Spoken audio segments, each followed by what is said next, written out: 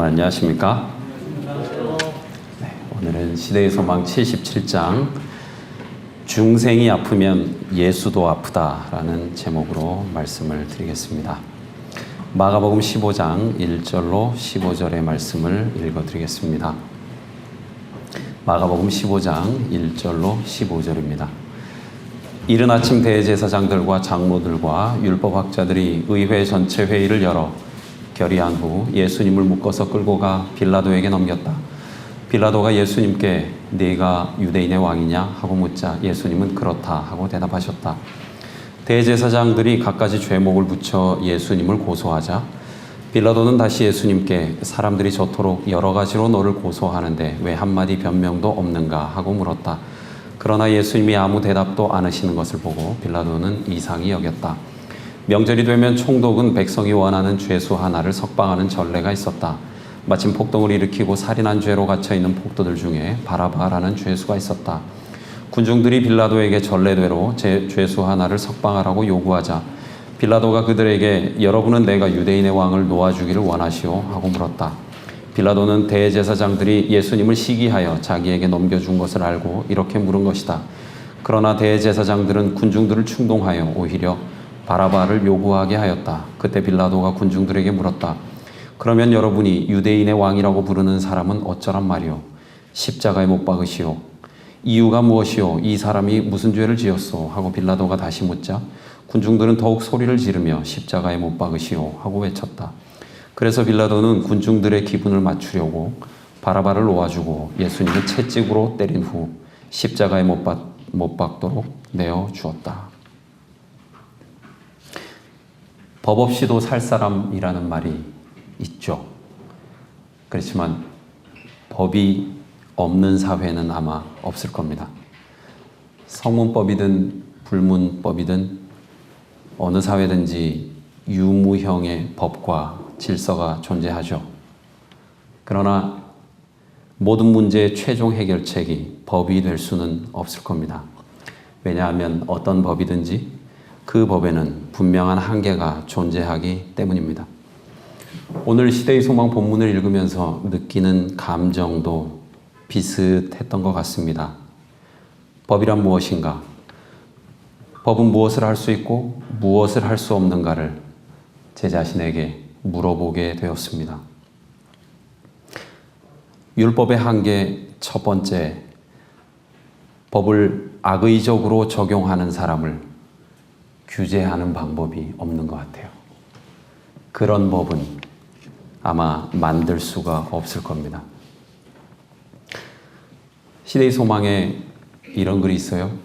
제사장들은 연약하고 우유부단한 빌라도와는 그들의 계획을 무난히 성취시킬 수 있으리라고 생각했다. 저희가 알기로는 일전에 빌라도가 사형에 처할 만한 죄가 없는 사람들에게 사형 선고를 하고 그 사형 영장에 급히 서명한 일이 있었다. 그의 생각에는 죄수의 생명이란 아무 가치가 없는 것이며 그에게 죄가 있느냐 없느냐 하는 것은 특별히 중요하지 않았다. 제사장들은 빌라도가 예수님의 말을 듣지 않고 사형 선고를 내리기를 희망했다. 그래서 공의 혹은 정의를 부르짖는 사람에게 가장 중요한 것은 어쩌면 율법보다는 거듭남일 겁니다. 오히려 진짜 심판을 받아야 할 사람들은 공법을 사유화한 종교 지도자들과 로마의 총독, 유대의 왕 헤롯과 같은 사람들이었습니다. 가장 죄 많은 사람들이 서로 공모해서 가장 무죄한 사람에게 선고를 내리는 상황이 된 것이죠. 이성복 시인이 남해금산이라는 자신의 시집 그 마지막 부분에 이런 이야기를 했어요. 우리가 아픔만을 강조하게 되면 그 아픔을 가져오게 한 것들을 은폐하거나 신비화하게 될지도 모른다. 상당히 인상적인 말이었습니다. 어쩌면 죄라고 하는 것도 마찬가지 아닐까요?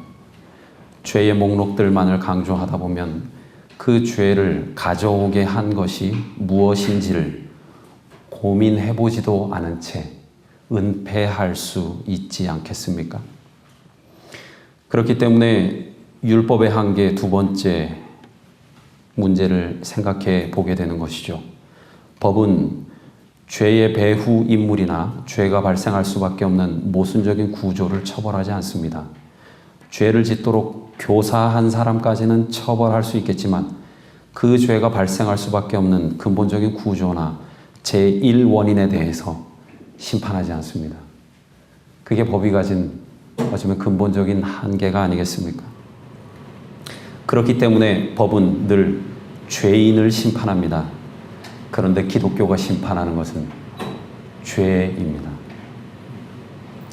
화이트 부인이 예수님의 십자가 사건을 많이 묵상하라고 했어요. 겟세마네부터 갈바리까지. 과거에 저는 이 말을 이렇게 이해해 왔습니다. 예수님이 가졌던 고민, 고통, 고뇌. 그게 얼마나 컸을까? 그걸 묵상하는 것이 이 십자가 사건의 묵상의 전부라고 생각을 했어요. 그러다 보니까 이성복 시인이 이야기한 것처럼 그 아픔을 가져온 것들, 그 원인들에 대한 것이 은폐되거나 신비화되지는 않았는지를 생각을 해보게 되었어요. 십자가를 묵상하라. 그것은 그 예수님이 가졌던 그 아픔만을 묵상하라는 의미는 아닐 겁니다. 예수에게 그 끔찍한 고통을 가져오게 한 것, 예수님이 그 끔찍한 고통을 자초한 이유, 그 근본적인 원인이 무엇이었는지를 함께 묵상해 봐야 하는 것 아닐까요? 얼마 전에 조선일보에 이런 기사가 나왔습니다. 기사 제목이 이랬어요. 미혼모 티켓 다방녀의 어처구니 없는 죽음. 27일 오후 경남 통영시의 한 병원 장례식장. 지난 25일 통영시 중림동 모텔에서 성매매를 하려다 경찰의 단속에 적발되자 6층 창문에서 떨어져 숨진 A씨 24살의 빈소는 초등학교 1학년인 딸과 A씨의 아버지, 친언니 26살이 단촐하게 지키고 있었다. 경남 여성인권 상담소 등 여성단체 회원 30여 명이 빈소를 찾아 조문했다. 딸은 엄마에게 일어난 일을 모르는지 천진난만하게 빈소를 뛰어다녔고 A씨 아버지는 착한 딸이었는데 내가 죄인이라며 눈물을 감추지 못했다. 타영 출신인 A씨가 통영으로 내려온 것은 5년 전이다. 집안 형편이 어려워 제대로 학교도 다니지 못했고 가출했다가 17세 때 딸을 낳아 미혼모가 됐다. 딸을 키우기 위한 변변한 일자리도 구할 수 없었고 집안 도움을 받을 형편도 안 돼 고향에서 멀리 떨어진 곳에 티켓다방 등에서 일했다. 어머니를 일찍 잃은 A씨는 어린 딸을 고향 아버지에게 맡겼다. 수입이 일정하지 않았지만 아버지 앞으로 매달 많게는 100만 원, 적게는 40만에서 50만 원의 생활비를 꼬박꼬박 보냈다. 아버지는 최근 공사장에서 일하다 척추 다리를 다쳐 거동이 쉽지 않은 상태다. 자신은 월세 50만 원짜리에 살면서 한 번도 일을 소홀히 하지 않았다. 함께 일했던 동료는 출근 시간 10분 전에 꼭 왔고 아플 때는 응급실에 가 주사를 맞으면서도 출근을 꼭 했다고 한다. 옷차림도 수수했고 돈을 함부로 쓰지 않고 열심히 모았다고 한다. A씨 지인은 늘 딸을 보고 싶어 했고 딸 앞으로 보험도 들었다고 했다며 얼른 딸을 데려와 같이 살고 싶다고 입버릇처럼 얘기했다고 말했다. 하지만 지난달 24일 고향으로 올라가 딸을 본 것이 마지막이 될 줄 몰랐다. 이날 A씨는 딸과 언니와 함께 갈비를 먹고 찜질방에 가고 노래방에서 노래도 불렀다.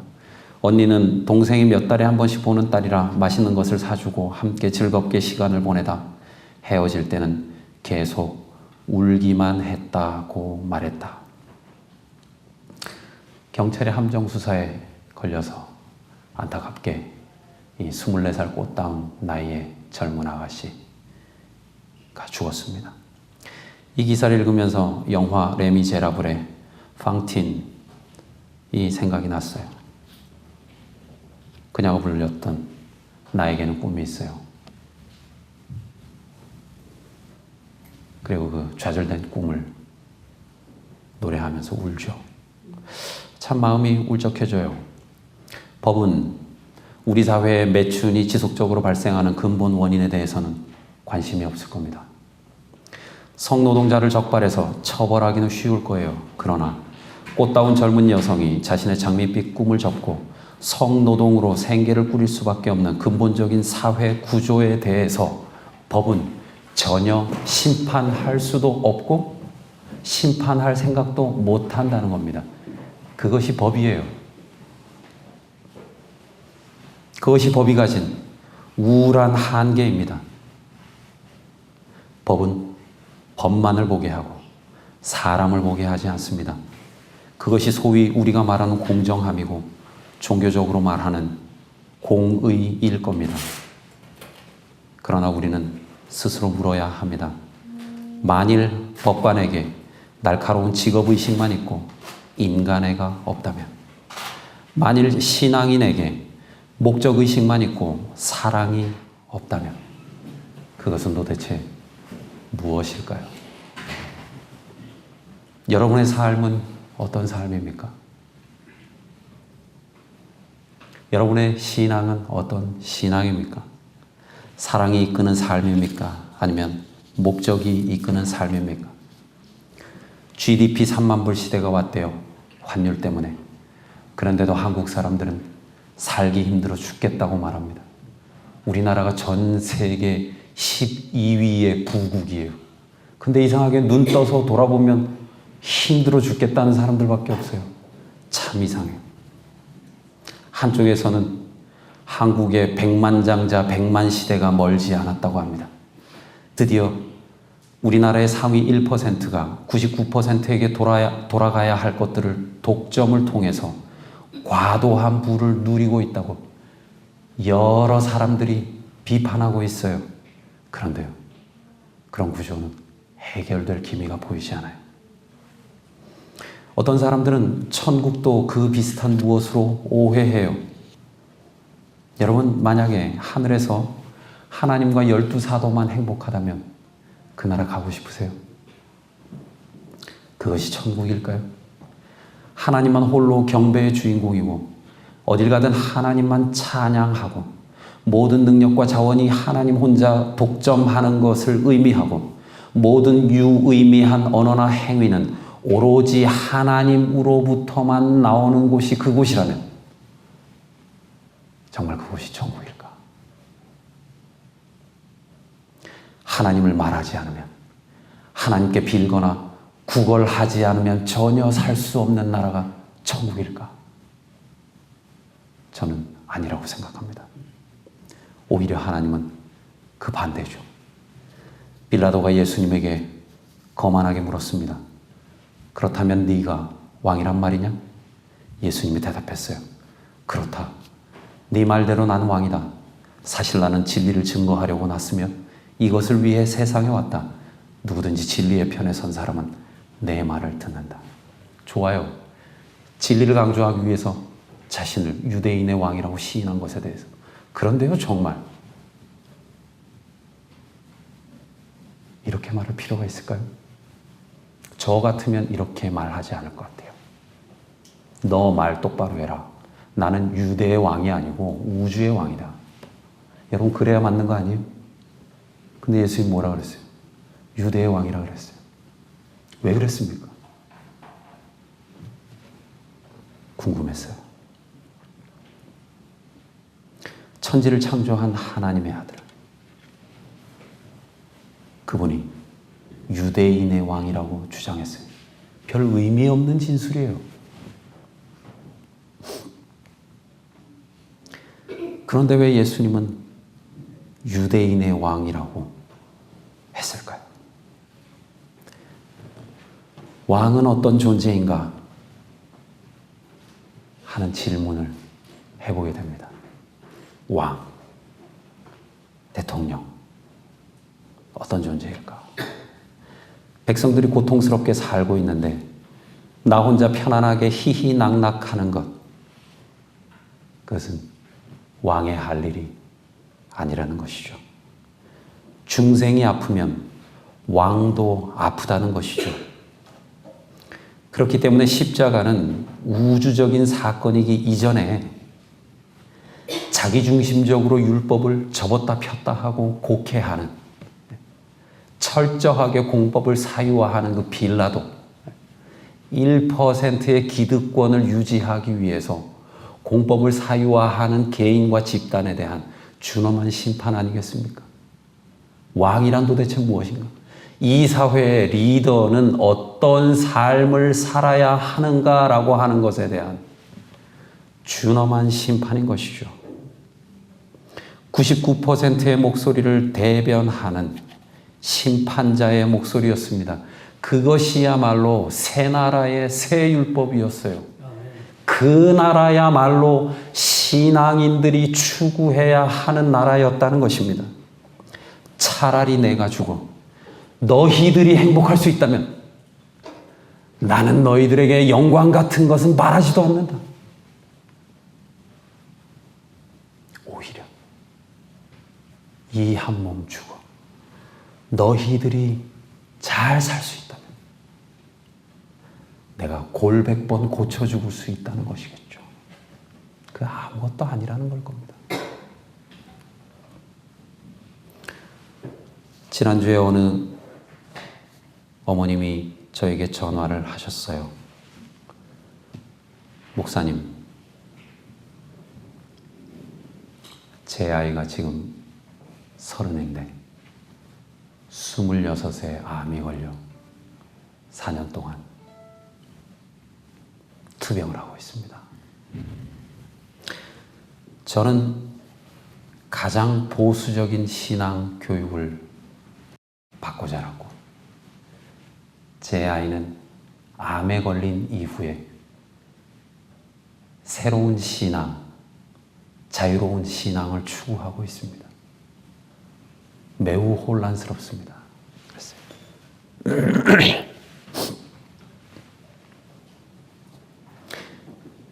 엄마가 아들이 아파하는 것을 보며 울면 아들이 그런데요. 엄마, 나를 위해서 울지 말고 고통당하는 이웃 사람들을 위해서 울어. 그런데요.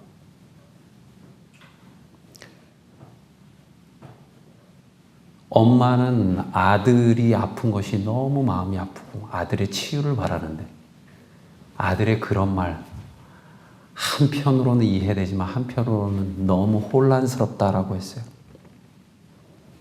그런데 오래 한 40여 분간을 말씀하시던 그 집사님이 마음속에 그 쌓인 한이 얼마나 많겠어요.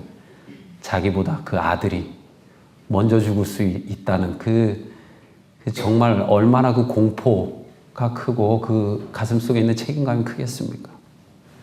근데 그 어머님이 이렇게 이야기했어요. 제가 받았던 신앙은 아들의 신앙을 이해할 수 없지만 제가 깨워주고 제 아이가 살 수 있다면 저는 아무래도 상관없어요, 목사님. 그렇게 얘기했습니다.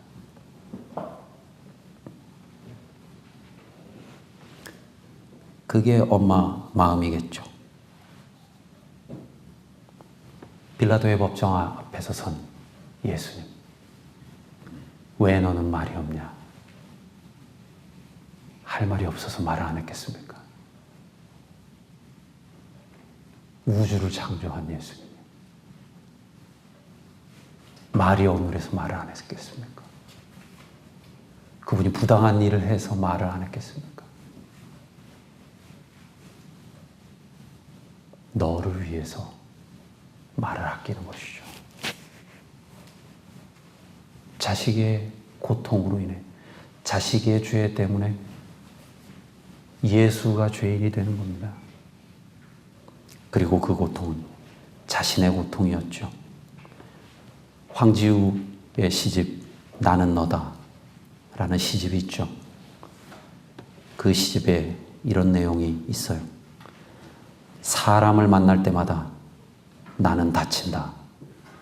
불이여. 사람을 만날 때마다 나는 다친다. 불이여. 우리하고는 사람을 보는 시각이 달라요.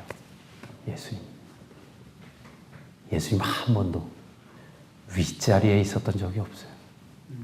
늘 아랫자리에 사람을 만날 때마다 밟혔어요. 그 아랫자리에 있는 사람들만 보고 다녔어요, 주로. 그리고 예수님이 그렇게 사는 게 복이라 했어요. 상석에 앉지 마라. 말석에 앉는 게 복이다. 하늘나라가 그런 데고, 하늘나라가 그런 사람들을 위해 존재하는 곳이다. 여러분, 하늘나라 가면 하나님 자리에 어떻게 돼 있을 것 같아요? 전 과거에 피라미드처럼 굉장히 높은 곳에 하나님의 보좌가 있을 거라고 상상해 왔어요. 그런데 복음서를 기초로 생각하면 하나님의 보좌 어디 있어요? 우리 사는 것보다 저 밑에 있어야 맞아요. 복음서가 사실이라면 저 밑에 있는 거예요. 안 그러면 예수님 오실 이유가 있겠습니까? 예수님이 당했던 그 굴욕이 하나님 보좌의 기초예요. 너의 고통이고 나의 고통이라는 거예요. 사람을 만날 때마다 나는 다친다, 불이야. 인간이 다치는데 자기는 혼자 희희낙낙해요. 그거 아니라는 거죠. 예수님이 밟혔어요. 철저하게 짓밟혔습니다. 말로 밟히고, 행동으로 밟히고, 주먹으로 맞고, 창으로 찔리고, 채찍으로 맞고. 왜 그랬어요? 우린 다 그 고통을 묵상하는 게 묵상을 제일 잘하는 방법인 줄 알고 있었어요. 왜 그랬어요? 왜 그랬냐 이거예요. 왜 그랬습니까? 그것은 인간을 구원하기 위해서는 내가 무존재가 되어도 좋다는 그분의 결연한 의지였습니다. 사랑에서 나오는 선택이었어요. 그 누구도 흔들 수 없는 그 뜨거운 사랑이었습니다. 유대인은 신앙을 잘 지키기 위해 우상을 파괴했어요. 그런데 예수는 죄인을 구원하기 위해 자신을 파괴했습니다. 오늘 말씀을 여기서 줄이겠습니다. 하나님 아버지, 저희들을 사랑해 주셔서 정말 감사합니다. 하나님의 아들 예수 그리스도를 이 땅에 보내주시고 사람들에게 그토록 밟히면서까지 사랑이 무엇인지 알게 하신 하나님 정말 감사합니다. 오늘 하나님이 주신 이 좋은 안식일에 그 사랑을 마음껏 깨닫고 누릴 수 있도록 도와주시고, 때로 저희들의 마음속에 사랑이 부족할 때 그 사랑 충만하게 부어주셔서 정말 이 땅에 헐벗고 굶주리고 가난하고 고통받는 이웃들을 향해서 저희도 조금씩이나마 섬기고 사랑하는 삶을 살 수 있도록 도와주십시오. 예수 그리스도 이름으로 기도드립니다. 아멘.